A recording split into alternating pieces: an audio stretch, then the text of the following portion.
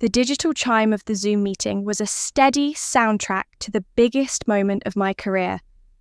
Here I was, Olivia Vance, 34 years old, on the verge of closing a deal 6 months in the making, pitching to the senior VPs of a multinational conglomerate. My heart hammered against my ribs, a frantic drumbeat of adrenaline and pride. The regional marketing director, position I'd just landed, the one I'd sacrificed nights, weekends, and probably a few friendships for, was finally about to yield its first major victory. Then, my personal phone, lying face down on the desk beside my laptop, began to vibrate violently. An insistent, unwelcome buzz. I glanced down. The caller ID flashed. "Mum." I frowned. Brenda Vance knew better than to call during work hours unless it was critical. My instinct was to silence it, to stay focused on the faces staring impassively back at me from the screen. But it buzzed again. And again. A cold dread, sharp and sudden, snaked up my spine. This wasn't like her. "Excuse me for just one moment," I murmured into the headset, hitting the mute button and turning off my camera, hoping my voice didn't betray the sudden panic. "Urgent, personal matter." I practically sprinted out of my home office and into the hallway, phone already pressed to my ear. "Mum? What's wrong?" I tried to keep my voice level, but the tremor was unmistakable. A choked sob answered me. "Olivia, honey, oh God." Her voice was thin, reedy, laced with a terror I hadn't heard since my Uncle David had his sudden fatal heart attack years ago.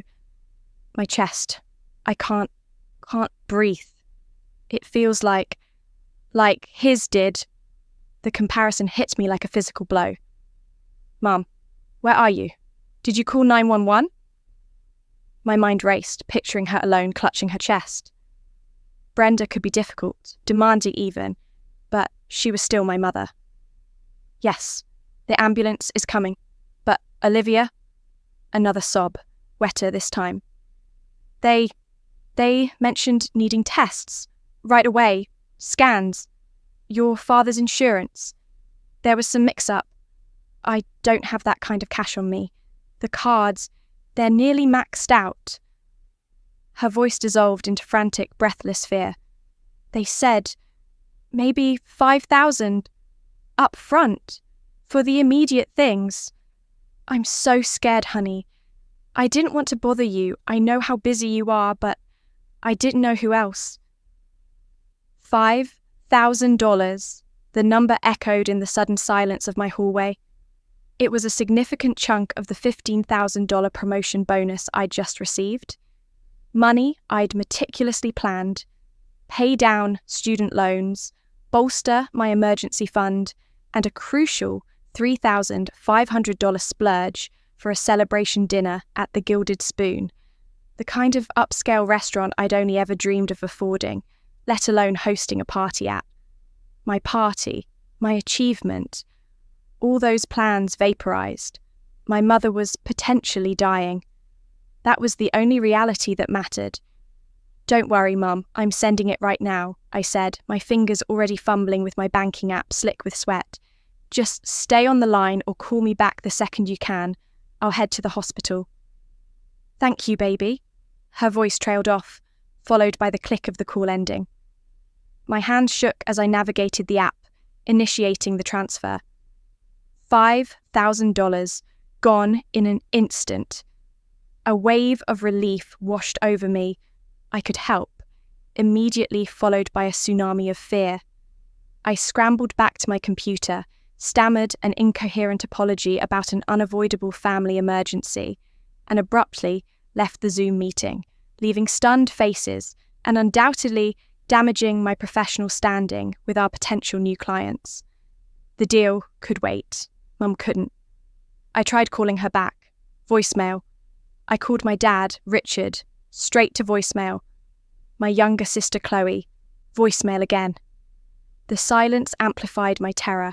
They must be frantic, en route to the hospital, phones forgotten. I frantically texted my regrets to the friends and few key colleagues I'd invited to my celebration dinner at the Gilded Spoon that evening, forfeiting the non-refundable $3,500 deposit without a second thought. Disappointment radiated from their replies, though masked by polite concern. Inside, a hollow ache opened up. That party wasn't just dinner, it was validation. A milestone I desperately needed to mark. Climbing the corporate ladder in New York's cutthroat marketing world hadn't been easy. Making regional director at 34 felt like summiting Everest in stilettos. It was the culmination of relentless work, late nights fueled by lukewarm coffee, and navigating office politics with a diplomacy I hadn't known I possessed. The $15,000 bonus wasn't just money. It was tangible proof of my worth, my resilience. In my family, however, my achievements often felt secondary. My sister Chloe, 5 years my junior, was the designated star. Pretty, effervescent, perpetually indulged, she floated through life on a cloud of parental adoration and minimal responsibility. My mother, Brenda, orbited Chloe like a devoted moon, ensuring her every whim was catered to, often at my expense. My father, Richard, a kind but passive man, generally opted out of the domestic power plays, leaving Mum firmly in charge.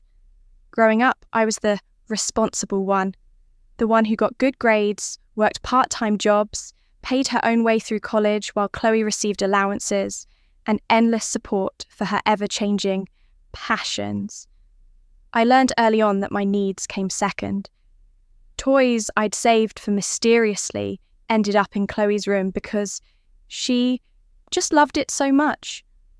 Opportunities, like a coveted spot at a summer arts camp, were passed over for me because Chloe would be heartbroken if she couldn't go too, and they couldn't afford both. I didn't hate Chloe, but I was weary. Weary of living in her shadow, weary of the constant, unspoken expectation that I should be content with less so she could have more. I craved recognition from my family, a simple acknowledgement from my mother that didn't immediately pivot back to Chloe's latest drama or minor accomplishment. This promotion, this bonus, I'd foolishly hoped it would finally be my moment. That's why the gilded spoon mattered so much. It wasn't just a fancy meal, it was a statement. I had arrived. I could afford this. I deserved to celebrate. I'd agonized over the menu, designed digital invitations, personally called the restaurant, and paid that hefty $3,500 deposit. I pictured myself raising a glass, surrounded by people who genuinely appreciated my journey, maybe even catching a flicker of real pride in my parents' eyes. I invited them all, of course, battling a familiar premonition that Chloe would somehow make it about her, or Mum would complain about the extravagance. Still, I hoped. That hope now lay shattered, a casualty of Mum's alleged cardiac event. The rest of the afternoon was a blur of anxiety. Phone calls to Mum, Dad, and Chloe went unanswered. Growing desperate, I started calling the major hospitals in their area, asking if Brenda Vance had been admitted for chest pains. The answer was consistently, chillingly, no patient by that name. A different kind of coldness began to seep into my worry. Doubt. Why was no one answering? Why wasn't she registered at any hospital? A heart attack wasn't something you just brushed off at home. They should be in the ER, undergoing tests, waiting for news. Around 6 p.m, my phone finally rang. It was Jessica, my best friend since college, one of the people I'd been most excited to celebrate with. Liv? Are you okay? Heard you cancelled the party.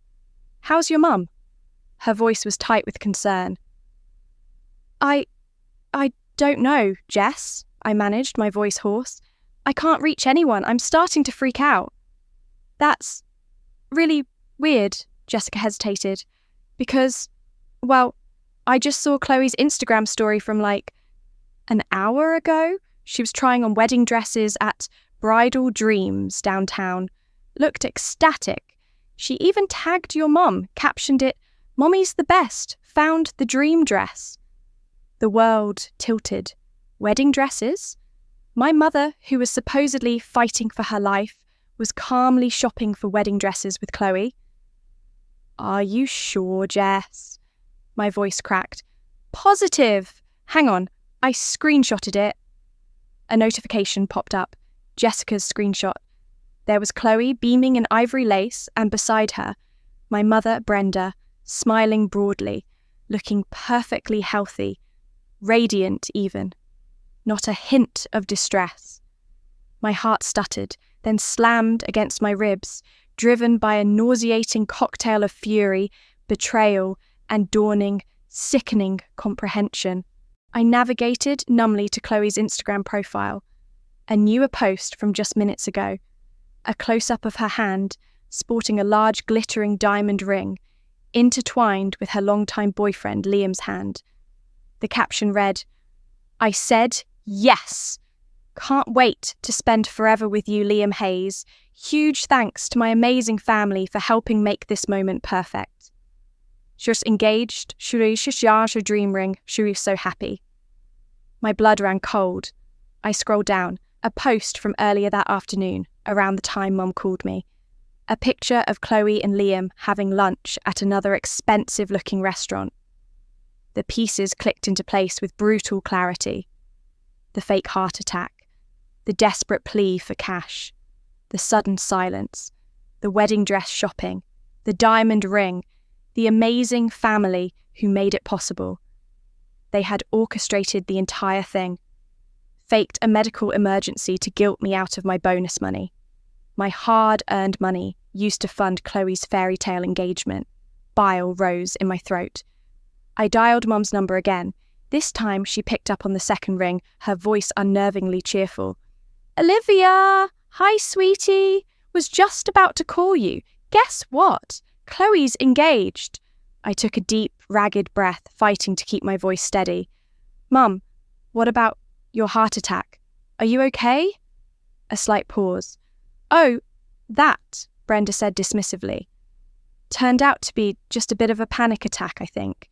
The paramedics checked me out, said I was fine, just needed to rest. And then, right then, Liam proposed. Can you believe the timing?" "And the $5,000 I sent?" I asked, the edge in my voice unmistakable now. "You said it was for urgent medical costs." "Well, yes." Brenda's tone shifted, becoming defensive. "It was just... Liam wanted to get Chloe a really special ring, you know. He was a little short, and they wanted to have a nice little celebration right away. I saw you just got your bonus, honey. It's just sisters helping each other out. What's the big deal? You can have your promotion party another time. Honestly, Olivia, don't be so dramatic." "Not a big deal." She spoke as if blatant manipulation, emotional blackmail, and outright theft were minor inconveniences, perfectly normal sisterly behaviour. Her nonchalance, her utter disregard for my panic and sacrifice, felt like a physical blow. "Mum, you lied to me. You faked a medical emergency to steal my money for Chloe." The words tore out of me raw and ragged. Tears of rage and hurt finally spilled over. "How could you do that to me?" "Olivia Marie Vance, don't you dare use that tone with me." Brenda's voice sharpened into indignation. "I just wanted Chloe to be happy. You're her big sister. You should want that too. You're doing so well. You have money. Chloe, she deserves a wonderful start. And I deserve respect. I deserve to celebrate my own accomplishments. You stole that from me. You stole my money with a cruel lie." "That's enough, Olivia." Chloe's voice suddenly cut in sharp and petulant. Mom must have put me on speaker. "Stop playing the victim. It's just money. You act like the world ended. Are you just jealous because I'm happy and engaged and you're not jealous?" I laughed, a harsh, broken sound. "No, Chloe, I pity you. Building your happiness on lies and manipulation, there's nothing to be jealous of." "You little..." Brenda cut her off. Olivia, I'm deeply disappointed in you. You're being incredibly selfish. If you can't be happy for your sister, then maybe you shouldn't say anything at all. Click. She hung up. I stood frozen in the hallway, the dead phone still pressed against my ear. Silence descended, broken only by the frantic thumping of my own betrayed heart. They hadn't just taken my money. They had taken my trust, my love, my sense of security within my own family, and ground it into dust. They had twisted my success into a means for their own ends. And worst of all, they felt absolutely no remorse. The following days passed in a haze of hurt and simmering rage. I tried to focus on work, salvaging the deal I'd nearly torpedoed, but the betrayal replayed constantly in my mind. I blocked Mom and Chloe's numbers, unable to stomach any more excuses or accusations. My father called once, his voice hesitant, murmuring about Mom being overwrought and Chloe being young and excited, urging me to let it go for the sake of peace. I hung up without a word. His passive complicity felt like another betrayal. I thought I'd hit rock bottom with their deceit. I was wrong. A few days later, an email landed in my inbox. Subject: your upcoming event at the Gilded Spoon. Confused, I opened it. It wasn't a cancellation confirmation. It was an updated booking confirmation. For Saturday night, my deposit. But the event name had changed. Chloe and Liam's engagement celebration. The primary contact, Brenda Vance. The package details, upgraded to premium. Vintage champagne, elaborate floral arrangements, extended hours. My blood turned to ice. They hadn't just taken the $5,000. They had commandeered my $3,500 deposit, money paid from my credit card, and used it as the foundation for their party. The rest of the $5,000 had likely funded the diamond ring and these lavish upgrades. They had stolen my money, my venue, my date, my planning, my entire celebration. The final, audacious insult arrived hours later via email. A digital invitation, elegantly designed in blush pink and gold script. Brenda and Richard Vance cordially invite Olivia Vance to celebrate the engagement of their daughter, Chloe Vance, to Mr. Liam Hayes at the Gilded Spoon. Below the formal text, a handwritten style note, presumably from Chloe. Hope you can make it, sis, would mean the world. They were mocking me, taunting me. They actually expected me to show up, smile, and applaud their happiness, funded by my stolen money and built on the ashes of my own celebration. Like the good, responsible, doormat daughter and sister I'd always been. Staring at that invitation, something shifted inside me. The hurt was still there, a raw wound. The anger still burned. But beneath it, a new feeling emerged, cold and hard as steel. Resolve. I had spent my life trying to please them, seeking an approval that never came. I had swallowed injustice after injustice, prioritizing their comfort over my own dignity. Not this time. I thought of all the times I'd been pushed aside, my own desires deemed less important. The bike I wanted, given to Chloe. The family vacation I missed for exams they deemed more critical than my inclusion. The endless stream of broken promises about fairness. The faked heart attack wasn't an isolated incident. It was the culmination, the most blatant, cruel manifestation of a lifetime of disrespect. My mother had weaponized my love. My sister had capitalized on my sacrifice. My father had enabled it all with his silence. They expected me to fold, to forgive, to forget. But the Olivia Vance standing here now was different. The promotion hadn't just given me a title and a bonus. It had ignited a sense of self-worth I hadn't realized was missing. I didn't need their validation anymore, and I certainly wasn't going to let them humiliate me like this. Oh, I was going to their party. not as the guest of honor they cynically pretended I was. I was going as the woman who'd unwittingly bankrolled it. And I was going to collect, not the money, the truth. The plan formed quickly, sharp and precise. First, I called Jessica and 2 other close friends I'd originally invited. I laid out the whole sordid story, including the stolen party. Their indignation mirrored my own. When I told them I planned to attend, they were instantly on board, promising moral support and discreet documentation. Next, I contacted Mr. Dubois, the maitre d' and manager at the Gilded Spoon, the impeccably professional Frenchman I'd dealt with when making my original booking. I explained the situation calmly and clearly. I was the original depositor for that date and time slot. My mother had altered the booking after obtaining funds from me under false pretenses. My non-refundable $3,500 deposit was being used for an event I hadn't authorized. I emailed him proof. My credit card statement showing the deposit charge, the bank transfer record for the $5,000 marked medical emergency, and screenshots of the relevant texts and Chloe's incriminating Instagram posts. I wasn't asking for the deposit back. I knew it was non-refundable. Instead, I made a specific request. Mr. Dubois, I said, keeping my voice level, I understand my deposit secures the date. However, my mother also upgraded the package significantly. Premium champagne, extra flowers, perhaps extending the time. Costs incurred beyond my initial deposit. Given the irregular circumstances under which this event was arranged using my funds, could I request that the restaurant present the bill for all additional charges, separate from the deposit, directly to the current event host, Mrs. Brenda Vance, for settlement during the evening? There was a pause. Mr. Dubois cleared his throat. Ms. Vance, this is highly unusual.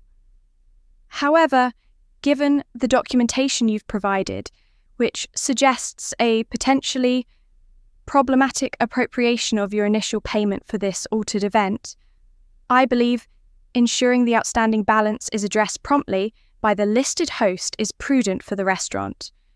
We certainly wish to avoid any later disputes regarding payment.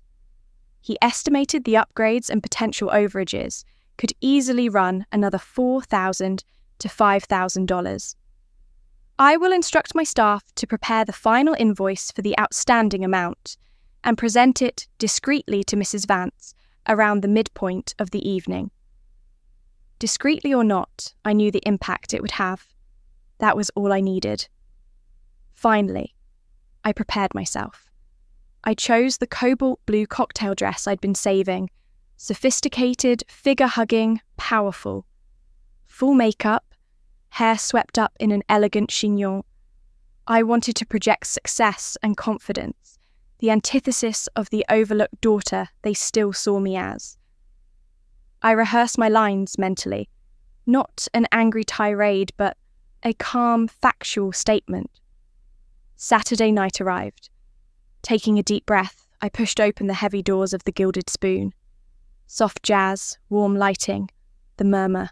Soft jazz, warm lighting, the murmur of conversation. Exactly the ambience I'd envisioned for my party. Except, Chloe and Liam stood near the entrance, accepting congratulations, Chloe preening under the attention. My entrance caused a ripple. Heads turned. I saw Brenda holding court with some friends, her face paling dramatically as she spotted me. Chloe's smile froze, replaced by wary confusion. Liam looked uncomfortable. My father, hovering near the bar, suddenly found his shoes fascinating. Brenda recovered first, rushing towards me, attempting to steer me towards the lobby. Olivia? What are you doing here? Dressed like that? We need to talk. Privately. Her whisper was a furious hiss. I gently but firmly removed her hand from my arm. No, Mum, I said, my voice carrying slightly in the momentary lull. I think whatever needs saying should be said right here. I offered her a cool smile that didn't reach my eyes and glided past her towards the centre of the room, nodding politely at a few acquaintances. Jessica and my friends gave me subtle thumbs up from their strategically chosen spots. Phones angled casually. The party continued. Toasts were made, gifts were presented. Chloe basked in the spotlight, while Brenda circulated, playing the gracious hostess, radiating smug satisfaction. Then, just as Chloe was giggling at something Liam whispered, Mr. Dubois approached Brenda's table with practiced smoothness. "Excuse me, Mrs. Vance." His voice was polite, but carried clearly in the relative quiet as the music softened between songs. "Apologies for the interruption. We just need to settle the outstanding balance for this evening's festivities." He held out a leather bill folio. Brenda blinked, completely blindsided. "Balance? I thought the package... Surely." She waved a dismissive hand, her face flushing crimson as she tried to lower her voice, acutely aware of the nearby table suddenly going quiet, heads turning. "What is this about?" Chloe and Liam, standing nearby, overheard. Chloe's triumphant smile vanished. Liam frowned, looking from Brenda to Mr. Dubois. The murmuring started. This was my cue. I walked calmly towards them, a picture of serene concern. "Is everything all right, Mom?" I asked, my voice clear and carrying. "A payment issue, Mr. Dubois? Perhaps I can help?" All eyes were now on us. I turned slightly, addressing the curious onlookers more broadly. "Good evening, everyone. It seems my mother is experiencing a little hiccup settling the bill for this wonderful party. And I think," I paused, letting the anticipation build, "I might know why." I met my mother's furious gaze, then Chloe's panicked one. "You see," I continued, my voice steady and measured, "this entire lovely event, this beautiful room, the exquisite food, the vintage champagne you're all enjoying, was largely funded by me, rather involuntarily." Gasps rippled through the nearby tables. "Firstly," I held up a finger, "the initial deposit of $3,500 required to secure this venue for this specific date was paid on my credit card. It was intended for my party, celebrating my recent promotion to Regional Marketing Director." Jessica subtly raised her phone, pretending to adjust something. The lens aimed perfectly. "Secondly," I raised a second finger, "that stunning diamond ring on Chloe's finger." My eyes flicked towards it, making others look too. "And all these luxurious upgrades, the very upgrades causing this payment issue right now, were likely funded by the $5,000 I transferred to my mother just a few days ago." My voice hardened slightly. "I sent that money because she called me, sobbing, claiming she was having a life-threatening heart attack and needed cash immediately for emergency medical treatment. A heart attack that miraculously vanished the moment the money landed in her account, allowing her to feel well enough to go wedding dress shopping with Chloe that very afternoon." I casually unlocked my phone, letting the screen glow briefly, showing a glimpse of the damning text exchange and the bank transfer notification. I turned back to the manager. "So, Mr. Dubois, I completely understand your need to secure payment. My deposit was used under false pretenses for an event I never agreed to. While I accept the $3,500 is non-refundable as per your policy, I certainly won't be contributing another cent towards a celebration built on lies and manipulation." Finally, I faced Brenda and Chloe directly.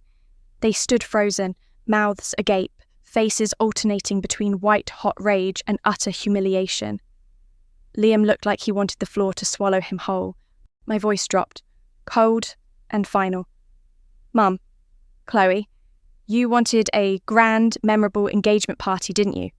Well, you got it." I gestured around the opulent room.